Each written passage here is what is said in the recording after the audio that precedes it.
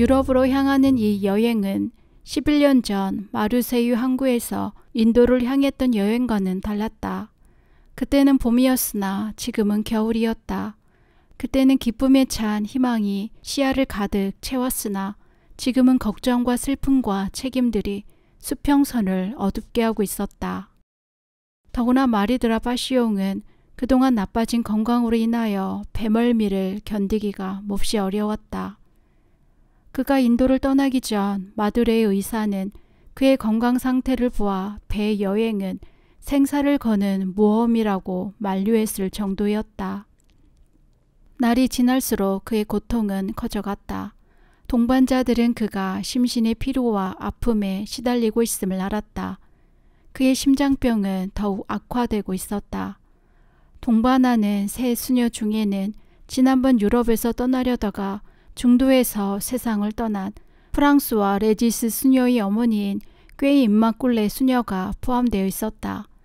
지금 우타카문도에 남아있는 수녀들의 임시 책임자인 베로니카 수녀도 그의 딸이었다.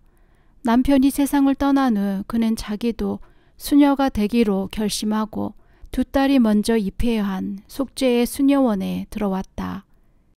어머니인 피르 임마꿀레 수녀를 만나러 우타카문도를 향했던 두 아들 폴과 알베르가 수녀들과 함께 여행하고 있었다. 그 형제들은 어머니와 어머니의 동료 수녀들에게 몰아닥친 이번 사건에 대하여 함께 걱정을 나누었다.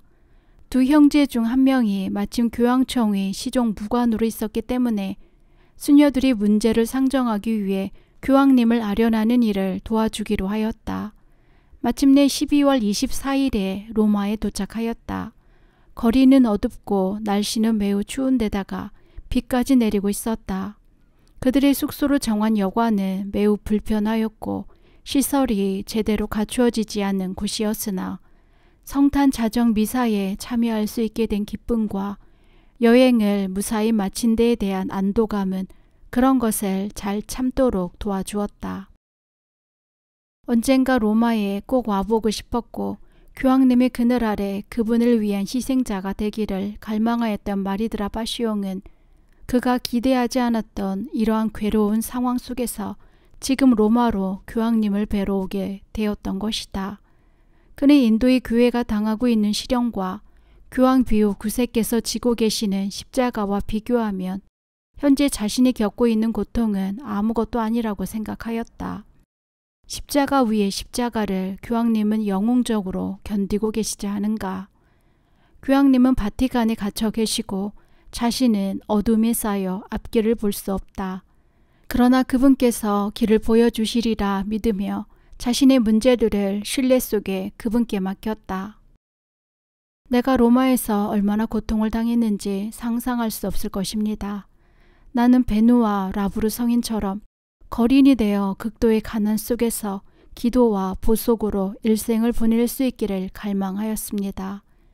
이것은 지상에 있는 천국처럼 나의 마음을 끌었습니다. 그러나 나는 내가 책임져야 할 다른 사람들을 생각지 않을 수 없었습니다. 죄물인 나를 십자가에서 불러 내려오게 하고 싶었지만 나를 기다리고 있는 자매들을 잊을 수가 없었습니다. 나는 그들을 버릴 수가 없었습니다. 내가 번민 중에 기도하고 있던 어느 날 평화의 모국계 봉헌된 성당에서 성모님의 발 아래 무릎을 꿇고 있을 때 문득 올리브 가지를 입에 물고 있는 비둘기의 그림을 보며 위안을 얻었습니다. 그것은 최후의 평화가 승리할 표시라고 생각되었기 때문이었습니다. 성모님을 통하여 도움이 올 것을 나는 알았습니다. 그 순간을 놀라운 은총의 때로 항상 생각합니다. 이 말처럼 초자연적인 평화가 그의 마음에 밀려왔다. 그는 희망을 잃지 않고 일의 진행을 기다렸다. 폴 형제는 12월 31일에 교황 비오 9세를 아련할 수 있었고 뜻하지 않은 어려움을 만나게 된 수녀들의 이야기와 수도 서원을 계속 지키기를 원하는 그들의 갈망을 교황님께 말씀드렸다. 교황님은 그들의 말을 들은 후에 간결하고도 위로를 주는 대답을 했다. 그들에게 나는 축복을 내립니다. 그리고 프랑시 추기경에게 내가 그 문제에 대하여 자세히 듣고 싶다고 전하십시오. 포교성성 장관인 프랑시 추기경은 이 문제를 교황님께 상세히 보고하였고 교황님은 그 20명의 수녀가 새로운 수도회를 시작하도록 결정을 내렸다. 1877년 1월 6일 마리아의 전교회라는 새 수도회를 창립할 권한을 주는 포교성성 장관 프랑시 추기경의 전보가 인도 코임파토르 교구에 도착하였다. 교황님께서는 마리아의 정교자들이라 불릴 새로운 수도의 창립을 허락하십니다. 그리고 하얀 수도복을 인가하시고 코임파토르와 다른 교구에 수녀원을 설립할 권한을 주셨습니다. 여기에는 또한 프랑스에 수련원을 세울 것을 제시하는 말도 추가되어 있었다. 이 놀라운 소식을 받은 것이 바로 주님 공연 축일이었으므로 이 뜻깊은 날짜는 이 수도의 창립에 가장 어울리는 날로서 기념되어 오고 있다. 이방인들에게도 주님의 구원이 알려지고 이방인들도 주님을 경배하게 된 이날에 온 세상을 한 가정처럼 여기며 그리스도를 아직 모르고 있는 형제들에게로 찾아가는 정교자들의 수도회가 탄생한 것은 참으로 뜻깊은 일이 아닐 수 없었다. 교황님을 통하여 주님께서 당신의 뜻을 알려주시고 길을 보여주시기를 빌며 열심히 기도 속에서 기다리고 있던 마리드라 파시온과 동반 수녀들은 이 소식을 받게 되자 놀라움과 감격에 넘쳐 하느님께 감사를 드렸다. 새로운 수도의 시작, 참으로 크나큰 은총이었다. 며칠 후 그들은 교황님을 아련하게 되었다. 교황님을 지상의 그리스도로서 존경하고 있는 마리드라 파시옹은 그날 그분의 친절에 매우 깊은 감동을 받았다. 관례에 따라 발에 입을 맞추기 위해 무릎을 꿇었을 때 교황님은 손을 펴 그의 머리 위에 얹고 침묵 속에 오랫동안 축복을 내렸다. 마리드라 파시옹은 교황님의 축복이 자신만을 위한 것이 아님을 알았다. 그것은 모든 마리아의 정교자들 위에 내려지는 축복이었다. 내 수녀는 모두 그 순간의 중요성을 깨닫고 있었다. 그들은 이제 마리아의 정교자들로서 성모님께서 아직 이 지상에 계셨다면 친히 하셨을 사명을 대신해서 하며 그분의 삶을 본받아야 할 사람들인 것이다. 그리스도의 어머니이시며 교회의 어머니이신 마리아, 그분의 딸들인 마리아의 정교자들은 또한 교회의 딸로서 교회 안에 자신들의 사명을 실현해 나가야 할 것이다. 구세주를 잉태하심을 알게 되었을 때 이 몸은 주님의 종입니다. 말씀대로 이루어지소서라고 하신 성모님의 믿음과 겸손과 순응성, 그리고 자신을 하느님 앞에 온전히 내어드리는 자세는 모든 마리아의 정교자들의 기본적인 자세이다. 또한 예수님과 가장 가까이에서 언제나 그분과 일치하고 그분을 도우며 십자가 밑에서 구원을 위한 순환에 함께 참여하신 성모님, 나자렛에서의 숨은 생활을 하시면서도 구원의 기쁨을 나누려 엘리사벳을 찾아가셨던 성모님의 삶은 마리아의 정교자들이 조배자, 제물인자, 전교자로서 살아가는 데 빛이 된다. 그리스도의 대리자로서 축복을 받은 마리드라 파시옹은 힘과 용기를 얻어 동반자들과 함께 새 출발을 시작하였다. 우선 프랑스에 수녀원을 설립하는 일에 착수하였다. 자신들의 수도 생활과 하느님께서 보내주실 새로운 지원자들 위하여 수녀원을 마련해야 하는데 집을 구하기에 앞서 우선 자신들을 받아줄 교구를 찾는 문제가 시급하였다. 마르디 생테스프리 수녀의 부모님인 데르스빌 백작 부부는 멀리 떨어져 있는 딸을 만나기라도 한데 내 수녀를 따뜻하고 친절하게 파리에 있는 그들의 저택에 맞이해 주었다. 그리고 수녀원 설립 문제를 호의적으로 도와주었다. 그러나 이 일은 쉽지 않았다. 처음에 보르도 근처 생떼밀리옹에 시작하려던 것도 반대를 만나 무산되었고 파리에서도 냉대를 받았다. 이들에 대해 인도에서부터 시작된 반대와 공격이 로마에까지, 프랑스에까지 연장되고 있었기 때문이다. 어디로 가야 할지 알 수가 없었지만 생떼 밀리옹에서 만났던 본당 신부가 했던 말이 떠올랐다. 수녀님들의 수도에는 참나무와 같이 번성할 것입니다. 천천히 뿌리를 내리지만 넓고 무성하게 가지를 펼치고 오래 살아서 그 가지에 새들이 보금자리를 짓게 될 것입니다. 그 참나무를 심는 일이 쉽지 않아 한동안 고심하였으나 그 말은 확실히 격려가 되었다. 마침내 브르타뉴 지방에 있는 도시 생브리웨에 그 참나무를 심게 되기까지 하느님의 도우심과 데르스빌 백작 부부의 도움, 그리고 그들의 소개로 알게 된 드 벨리잘이라는 착하고 친절한 아가씨의 도움이 컸다. 또한 멀리 인도의 바르두 주교도 생브리웨이 주교에게 추천 편지를 보내주었다. 그들이 생브리웨이 다비드 주교를 만났을 때 주교는 마리드라 바시옹의 설명을 듣고 나서 이렇게 말했다. 수녀님은 자신에 대한 증명서가 얼굴에 나타나 있습니다. 그리고 쾌히 수녀원의 설립을 허락해 주었다. 그는 세상을 떠나는 날까지 이 수도회가 싹트고 자라는 것을 주의 깊게 돌보고 보호해준 아버지이며 은인이었다. 그때 수녀들이 가지고 있던 전 재산은 20프랑짜리 금화 한 개뿐이었으나 그들은 하느님을 신뢰한다는 더 큰 재산을 마음속에 지니고 있었다. 1877년 4월 6일 창문이 하나뿐인 작은 집을 세내었다. 응접실을 임시 성당으로 서둘러 준비하여 7일에는 첫 미사를 봉헌하였다. 그리고 성체를 모실 수 있는 허락을 얻었다. 이 가난한 집에 그들과 함께 계시는 주님의 현존에 그들은 감격하였다. 그때의 그 신비롭고 거룩한 기쁨은 말로 표현할 수 없습니다. 아는 사람 하나 없는 도시, 침대도 의자도 없는 작은 집에 우리 주님께서는 하찮은 우리들을 위해 계십니다. 밤에는 부엌으로 사용하는 옆방에서 잤습니다. 우리는 빌려온 요를 더럽히지 않으려고 그 위에 종이를 씌우고 잤습니다. 그 다음 날 우리는 오직 우리만을 위한 성체 강복을 받았습니다. 그러나 그처럼 기쁨에 잠겨있는 그들에게 인도에서 온 소식은 우타카문두에 있던 두 수녀의 죽음을 알렸다. 둘 다 콜레라로 인해 세상을 떠났다는 소식이었다. 하느님의 뜻입니다. 마리드라 바시옹은 조용히 말하였다. 우리는 여기에서 그들은 하늘나라에서 새 수녀원을 시작하였습니다. 하고 다른 수녀가 조용히 대답했다. 그것은 사실이었다. 그 뒤 새로운 수녀원이나 사업이 시작될 때마다 이와 비슷한 일이 자주 일어났다. 마치 누군가가 하느님의 나라에서 자매들을 돕기 위하여 떠나는 것 같았다.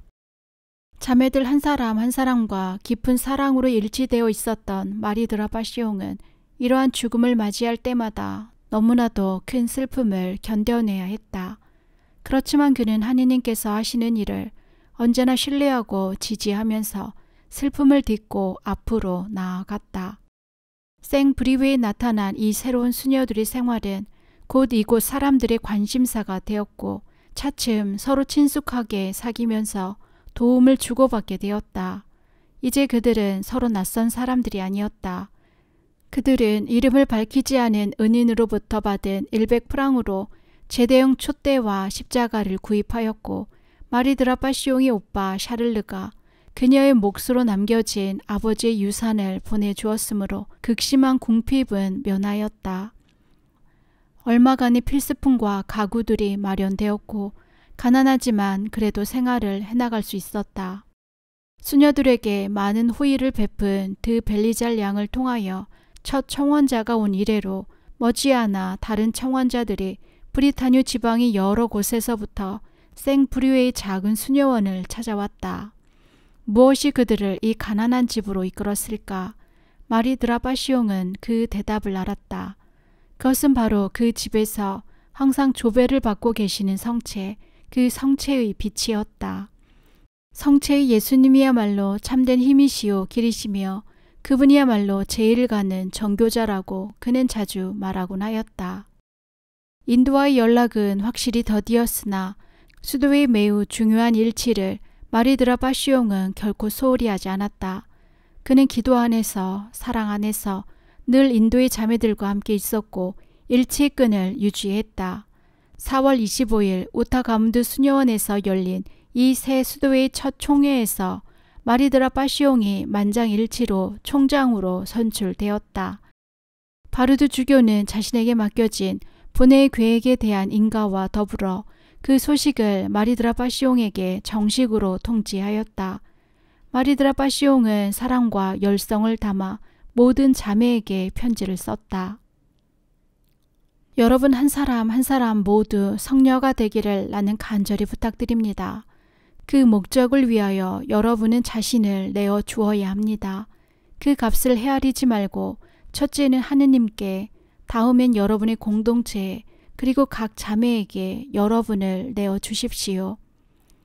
예수님께서 은총과 영원한 생명을 주십니다. 아무것도 죽음까지도 두려워하지 마십시오. 자신을 소모하십시오. 너그러움에 제한을 두지 마십시오. 준비하십시오. 항상 중용의 길을 걸으십시오. 여러분의 평온과 애덕으로 고통과 어려움을 다른 이가 겪지 않게 하며 자발적인 태도로 서로의 짐을 가볍게 하십시오. 내적인 것이든 육적인 것이든 고통을 당하려고 결심하는 것은 어렵습니다. 자신에 대한 애착은 자신이 따르기로 선택한 십자가의 길을 가는데 꾸물거리게 합니다. 기도는 모든 것을 얻게 해줄 것입니다. 이것을 기억하십시오. 나는 오직 기도에만 의지합니다. 예수님은 가끔 늦게 대답하십니다. 그러나 사랑은 모든 것 위에 승리합니다.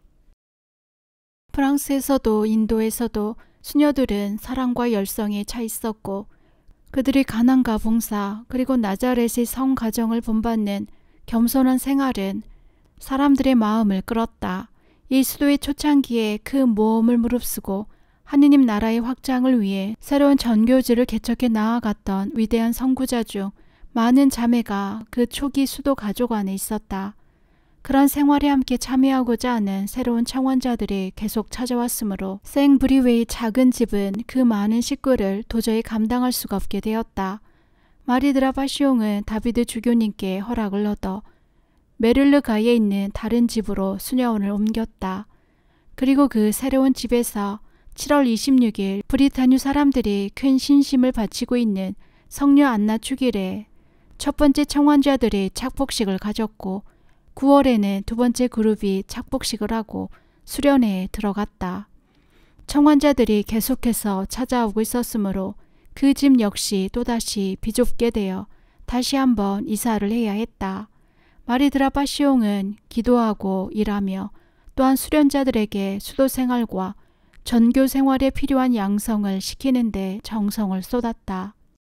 그러면서도 인도에 있는 수녀들에게 마음을 쓰는 일을 잊지 않았고 그들의 필요를 우선으로 돌보아 주었다. 남편과의 사별 후 늦게 수녀원에 들어왔으므로 아직 유기 서원자였던 꾀르 임마꿀레 수녀는 9월에 종신 서원을 하였다. 그는 남은 생애를 가난하고 순종하며 정결하게 살기로 서원하며 거기에 다음과 같이 덧붙였다. 나는 나 자신을 교회와 영혼들을 위하여 제물로 바칩니다. 이교도와 우상 숭배자들 사이에서 거룩한 성체 조배와 사도직에 나 자신을 봉헌합니다. 나는 나자렛에서 단순, 순결, 열성으로 사랑이 생활을 하신 성모님께 매일 더욱더 일치함으로써 이 서원을 살고자 합니다. 나는 성가정의 중개로서 죽을 때까지 충실히 머물기를 바랍니다. 그는 이 서원문을 훗날 약간의 변형을 거친 후 수도의 회원 속에 합쳐지게 되었다. 종신 서원 후 그는 인도로 떠났고 1878년 가을에는 장 바티스티 수녀가 6명의 수련자를 데리고 인도로 갔다.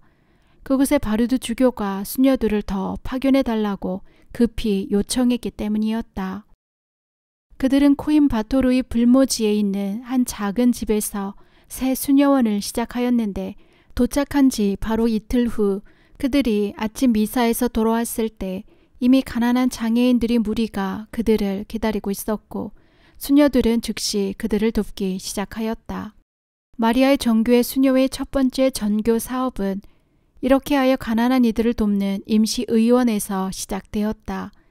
12월 중순에는 처음으로 여자 고아 아이를 맡았고 몇 주가 지나지 않아 보육원과 작은 학교가 기능을 발휘하게 되었다.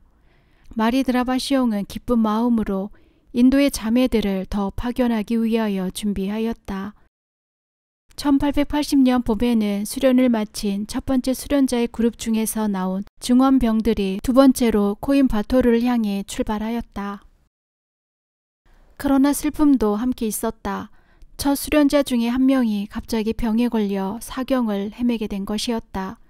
마리드라바시옹은 친어머니처럼 헌신적으로 간호하였으나 죽음은 가까이 다가와 있었다. 그의 임종을 지켜보며 마리드라바시옹은 슬픈 목소리로 곁에 있던 다른 자매에게 말하였다. 우리 주님께서 너무하신다고 생각지 않으십니까? 해야 할 일은 많이 주시고 딸들은 데려가 버리시다니. 그러나 임종 중인 그 수련자가 눈을 뜨고 어미 있는 어조로 말하였다. 그렇게 말하지 마십시오. 우리 주님은 당신을 몹시 사랑하십니다. 그리고는 십자가를 바라보며 곁에 있던 사람들이 눈물을 흘릴 정도로 열렬하게 사랑의 기도를 바치기 시작하였다. 사랑하올 예수님, 저는 우둔하고 아는 게 없습니다. 당신께 드릴 만한 어떤 것도 가져보지 못했습니다. 그러나 적어도 제가 가진 모든 것을 드렸습니다. 마리드라바시옹에게 깊은 감동을 준 그 말을 남기고 그는 숨을 거두었다. 또 하나의 커다란 슬픔은 교황비옥 9세의 서거였다. 혼란한 역사 속에 오랫동안 교황자에 있으면서 숱한 고통을 겪었던 그분의 서거는 마리드라바시옹에게 자애로운 아버지를 잃은 자식으로서의 슬픔을 느끼게 하였다.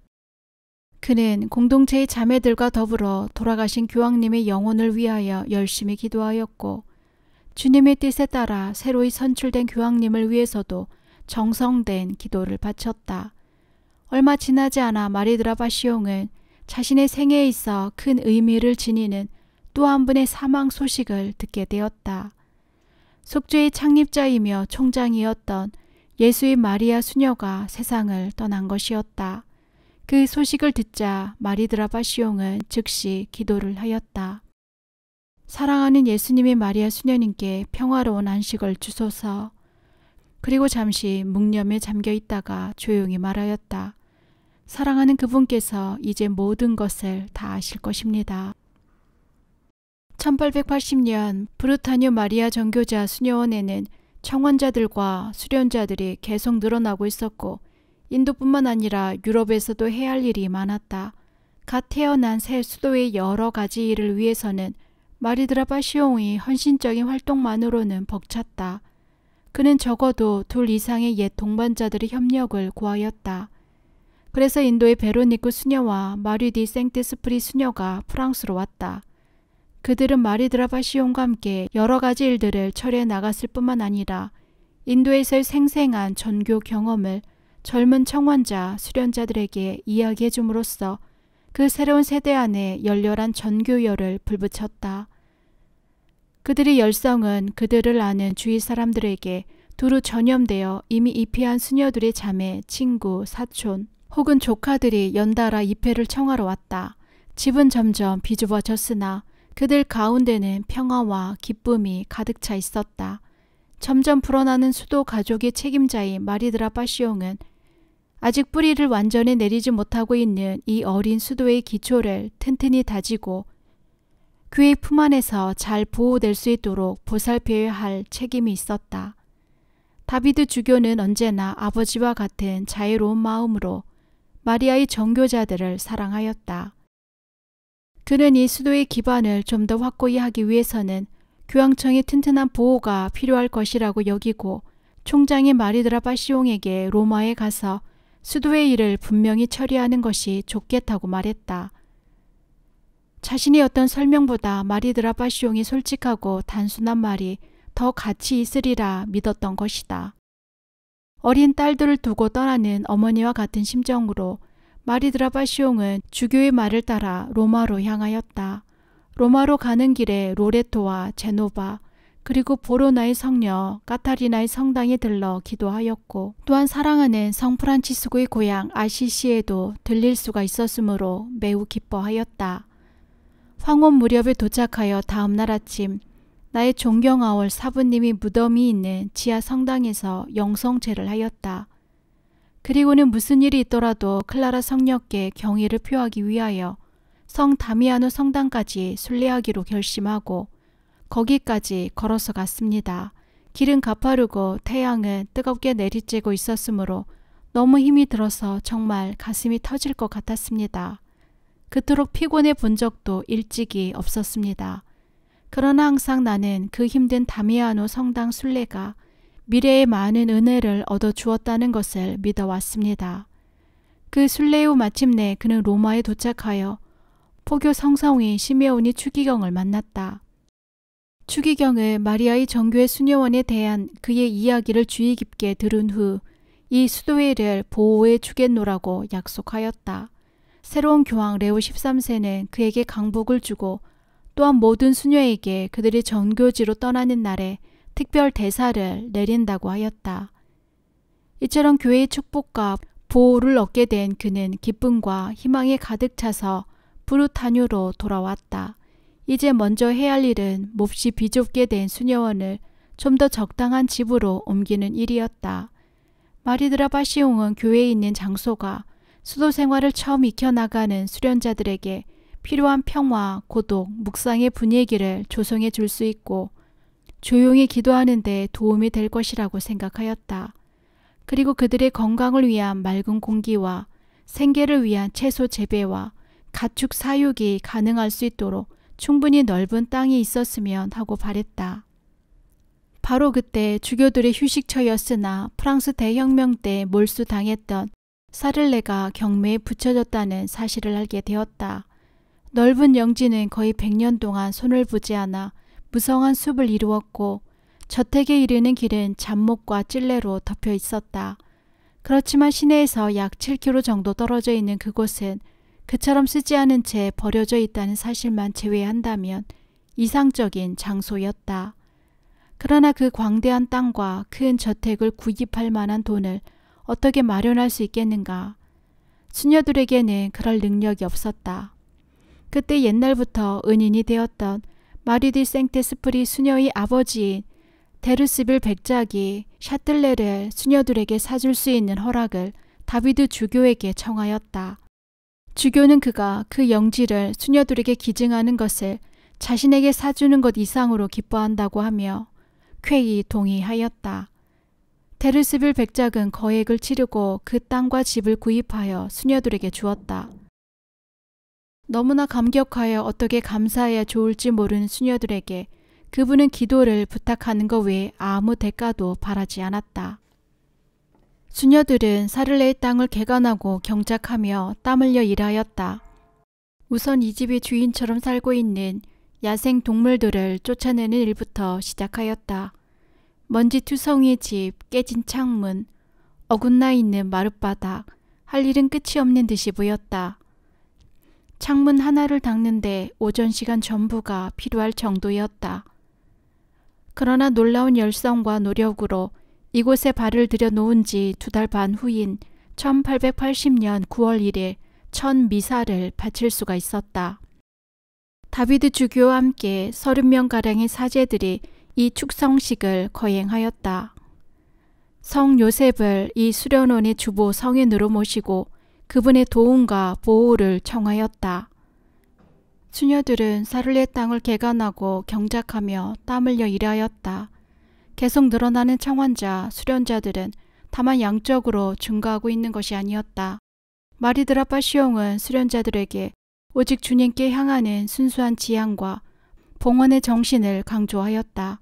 정교의 여러 어려움 속에서도 강인하게 나갈 수 있는 참된 정교자들이 되려면 진실한 수도 정신과 평화로운 마음을 유지할 수 있는 수도자가 되어야 한다는 것을 그는 경험을 통해 알고 있었다. 수련자들은 그리스도의 깊은 일치 그리고 성모님을 본받는 삶을 살기 위해 노력하였고 마리드라 파시옹은 그들을 쉼없이 격려하고 이끌었다. 나는 성 요셉께 여러분을 참된 정교자들로 만들어 주시기를 청하였습니다. 사도 베드로처럼 로마를 향해 예루살렘을 떠날 준비를 갖추십시오. 참된 정교자는 장소나 사람에 대하여 고정된 애착을 지니지 않습니다. 남쪽이든 북쪽이든 하느님의 영광을 위하여 부름을 받는 곳이라면 어디든지 갑니다. 그와 같은 정교자가 될 수 있도록 성 요셉께 청하십시오. 여러분은 하느님의 뜻과 사도직 외에는 아무 것에도 애착을 가져서는 안 됩니다. 이러한 가르침과 솔선수범하는 생활, 다정하고 인자한 태도의 총장님을 수련자들은 매우 사랑하고 존경하였다. 거룩함, 다양한 업적, 여러 면에서 이 세대는 분명 영웅적 세대였으며 이 수도의 초석이 되었다.